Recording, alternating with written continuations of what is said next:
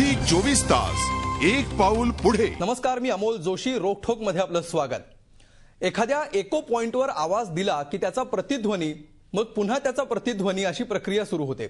तशीच प्रक्रिया सध्या एनडीए मध्ये सुरू झाली आहे। नितीश कुमारांनी धर्मनिरपेक्ष पंतप्रधान पदाच्या उमेदवाराची व्यक्त केलेली अपेक्षा, त्याला संघाने दिलेलं उत्तर, पुन्हा जेडीयू कडून आलेली प्रतिक्रिया, यामुळे एनडीए मधून खूप मोठा अंतर्गत आवाज किंबहुना कल्लोळ ऐकू यायला लागलाय। मुळात धर्मनिरपेक्ष पंतप्रधान पदाची नितीश कुमारांची अपेक्षा गैर आहे का? भाजपसारख्या हिंदुत्ववादी पक्षाकडून धर्मनिरपेक्ष पंतप्रधान पदाची अपेक्षा बाळगणं योग्य आहे का? आणि राष्ट्रपती पदाच्या निवडणुकीमध्ये हा पंतप्रधान पदाचा थैथयाट कशासाठी, या प्रश्नांचा वेध आपण घेणार आहोत एनडीएचं महाभारत या खास कार्यक्रमात।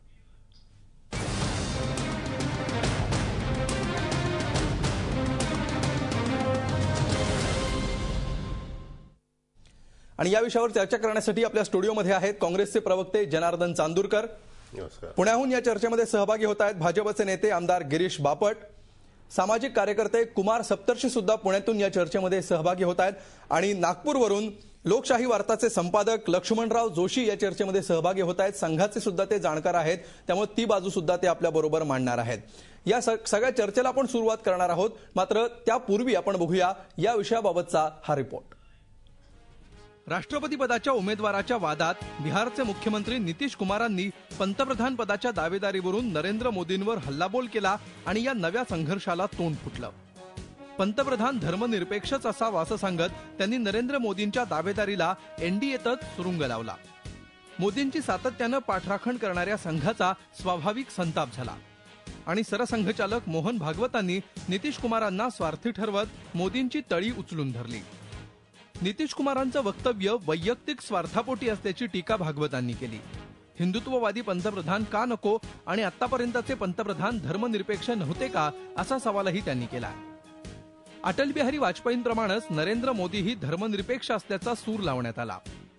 We always held that Hindutva, the ideological anchor of the RSS and Parivar organizations, is a liberal. संघाच्या या टीकेनंतर लागलीच नितीश कुमारांनी पलटवार केला। स्वार्थापोटी हे वक्तव्य केलं नसल्याचं त्यांनी स्पष्ट केलं। उदारमतवादी अटल बिहारी वाजपेयी यांच्यामुळेच गोध्रा हत्याकांडानंतर एनडीएच्या बाहेर पडलो नाही आणि मंत्रिपदाचा राजीनामाही दिला नसल्याचं त्यांनी स्पष्ट केलं। गोध्रा हत्याकांडानंतर अटलजी मोदींचा राजीनामा घेणार होते असा गौप्यस्फोटही त्यांनी केला। धर्मनिरपेक्षतेच्या मुद्द्यावर तडजोड नाही असा स्पष्ट इशारा जेडीयूनं भाजपला दिला। प्रसंगी भाजपशी काडीमोड घेण्याची तयारीही दर्शवण्यात आली। जो समझौता हुआ कि भारतीय जनता पार्टी के एजेंडा पर, उसके प्रोग्राम पर अलायंस नहीं होगा, एनडीए नहीं बनेगा, उसको समर्थन किया था आरएसएस ने। आज हमको ऐसा लगता है कि भारतीय जनता पार्टी में दो धारा चल रही। सरसंघचालकांनीच मोदींची पाठराखण केल्यानंतर भाजपही पुढे सरसावली। धर्मनिरपेक्षतेचं सर्टिफिकेट देणारे नितीश कुमार कोण, असा सवाल भाजपने केलाय। सेक्युलर कौन है और कौन नहीं है, ये लंबी डिबेट है, और इसका प्रमाण पत्र देने का अधिकार भारतीय जनता पार्टी में सेक्युलर कौन है, हम बाहर के किसी व्यक्ति को नहीं देते। या वादामुळे जेडीयू आणि भाजप एकत्रित हाकत असलेल्या बिहार सरकारचं भवितव्य काय, असा प्रश्नही उपस्थित झालाय। या सगळ्या गदारोळात राष्ट्रपती पदाची निवडणूक राहिली बाजूला आणि पंतप्रधान पदाच्या दावेदारीवरून एनडीएत काय शिस्त आहे हे पाहायला मिळालं। वेगवेगळ्या दिशेला तोंड असलेले हे नेते काँग्रेसचा नामोहरम कसे करतील, असा प्रश्न या निमित्तानं उपस्थित झालाय। झी 24 ताससाठी ब्युरो रिपोर्ट।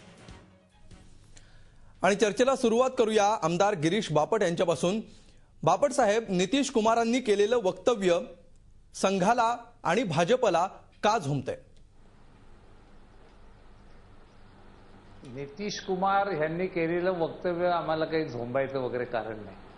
माझा एकच प्रश्न आहे की नितीश कुमार ज्या दिवशी भाजपचा पाठिंबा घेऊन बिहारचे मुख्यमंत्री झाले, त्यावेळेला नरेंद्र मोदी असो नाहीतर बिहारचे उपमुख्यमंत्री मोदी असो, दोन्हीही मोदी भाजपचेच आहेत। दोघांची विचारसरणी एक आहे। निवडणूक चालली आहे राष्ट्रपती पदाची, यांना स्वप्न पडता आहेत आता 2014 साली होणाऱ्या निवडणुकीची। हा वैचारिक गोंधळ निर्माण करण्याचं एक षडयंत्र या देशामध्ये ज्यांना नुसता विचार आहे पण ज्यांच्या मागे फॉलोअर्स नाहीत, अशी काही मंडळी या देशात आहेत. त्याच्यात नितीश कुमारजी पण आता सामील झालेत. आणि म्हणून मला असं वाटतं की त्यावेळेचा काय निर्णय त्याच्या योग्य तो आधी घेतला जाईल. भाजप ही समक्ष त्या निर्णय घेण्याच्या बाबतीत सक्षम आहे. आता राष्ट्रपती पदाच्या बाबतीत त्यांचं काही वेगळं मत असतं तर त्यांनी ते एनडीएच्या बैठकीत मांडायला पाहिजे होतं. निवडणूक चालली आहे राष्ट्रपती पदाची आणि उठाठेव करतायत पंतप्रधान पदाची, आणि तेही बिहारमध्ये आमचा पाठिंबा घेऊन. अगदी बापट साहेब, काही बरोबर वाटत नाही. या मुद्द्यावर आपण येऊयात की राष्ट्रपती पदाच्या निवडणुकीत पंतप्रधान पदाची चर्चा कशासाठी. मात्र त्यापूर्वीचा मूळ प्रश्न असा आहे की नितीश कुमारांनी जे विधान केलेलं आहे की एनडीएचा पंतप्रधान पदाचा उमेदवार हा स्वच्छ प्रतिमेचा आणि धर्मनिरपेक्ष हवा. औचित्य त्यांचं योग्य आहे की अयोग्य आहे याच्यावर आपण नंतर बोलूयात. मात्र त्यांच्या विधानामध्ये काही चूक आहे असं तुम्हाला वाटतं का? एकदम चूक आहे. काय झालंय, ह्या देशामध्ये काही फॅडिस्ट लोकांनी भाजप संघ म्हणजे कोणी जातीयवादी आणि आम्ही म्हणजे तेवढे फार धर्मनिरपेक्ष. म्हणजे अब्दुल कलामांचं नाव ज्या भारतीय जनता पार्टीने सुचवलं तो हिंदुत्ववादी म्हणून त्याला टीका करायची. अनेक ठिकाणी अनेक वेळेला हा सोडो सोशलिझम जिथं जिथं आता आहे, ही मंडळी अशी एक वैचारिक गोंधळ निर्माण करण्याचं काम या देशात करतात. भारतीय जनता पार्टी आणि संघ देखील पूर्णपणे धर्मनिरपेक्ष आहे. कोणीही टीका किती केली तरी ज्या पद्धतीने पक्ष आणि विचार वाढतोय हे जगाला मान्य करावं लागेल. आणि म्हणून स्वतःचा स्वार्थ आला, वेगळं मत आलं की आम्हाला काहीतरी लेखायचं आणि मग नको त्या उठाठेवी करत बसायचं. हे काम आता बिहारचे मुख्यमंत्री आणि त्यांची काही पिल्लावळ करते असं माझं स्पष्ट मत आहे. नाही, पण तुम्ही पण जर म्हणताय की धर्मनिरपेक्ष आहे भाजप हा पक्ष, जर पंतप्रधान स्वच्छ प्रतिमेचाच असणार आहे याच्याविषयी सुद्धा भाजपचं जर काही दुमत नसेल तर मग नितीश कुमार चुकीचं काय बोलतायत? नितीश कुमारांना आता भाजपला सांगण्याची काही गरज नाही.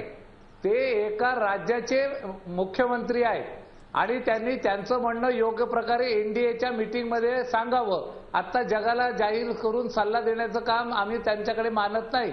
एनडीएला सल्ला देण्याचं काम योग्य त्या बैठकीत त्यांनी करावं. भारतीय जनता पार्टी याच्यात लीड घेते, साऱ्या देशातल्या काँग्रेसचा विरोध एकत्र करते. अशा वेळेला काहीतरी खुसपटं काढून एक चांगलं वातावरण निर्माण होत असताना असं करणं हे गैर आहे असं मला स्पष्टपणे सांगावं असं वाटतं. ठीक आहे, आपण लक्ष्मणराव जोशींकडे जाऊया. लक्ष्मणराव, तुम्हाला काय वाटतं याच्यामध्ये का नेमका हा वाद उफाळून येतो आहे? जर नितीश कुमार काही चुकीचं बोलत नाहीयेत, आक्षेपार्ह बोलत नाहीयेत, तरी सुद्धा संघाला जो संघ किंवा जे सरसंघचालक सहसा राजकीय वादात पडताना दिसत नाहीत, त्यांना स्वतः येऊन त्यांना उत्तर द्यावं लागतं. हे असं का होतं नेमकं? मी कालच या कार्यक्रमामध्ये स्पष्ट केलं होतं की राष्ट्रपती पदाची निवडणूक आणि 2014ला होणारी संभाव्य लोकसभेची निवडणूक या दोन मुद्द्यांच्या सरमिसळ केल्यामुळे हे सगळे प्रश्न निर्माण झाले आहेत. झी 24 तास, एक पाऊल पुढे.